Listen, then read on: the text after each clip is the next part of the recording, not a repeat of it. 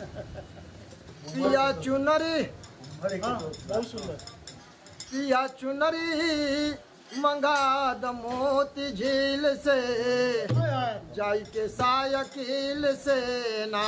सब लोग ऐसे गईले बा पिया राजा बोले बा, लेकिन हमनी के मंदिर में बाजा पिया राजा ना बोलल बे। बोले भक्ति में ऐसन उमंग बाटे, वो भोला भक्ति में ऐसन उमंग बाटे, नाचे सब संग बाटे ना।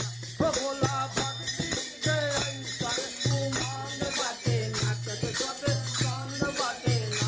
वो भोला भक्ति में ऐसन उमंग बाटे, नाचे सब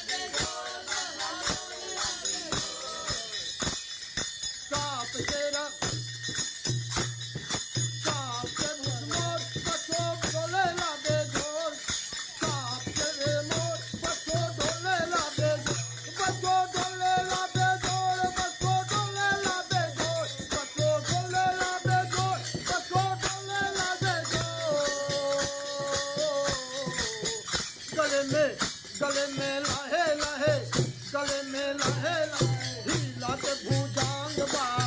गले में लहे लहे भुजंग बा, नाचत सबे संग बा। बोले भक्ति में, हो बोले भक्ति में ऐसा उमंग बा, नाचत सबे संग बा। बोले भक्ति में ऐसा उमंग बा, नाचत सबे संग बा। कार्तिक गणेश गौरी, कार्तिक गौरी गणेश रिद्धि सिद्धि बारी हो रे। शुभ लाभ डोला, शुभ लाभ डोला तारे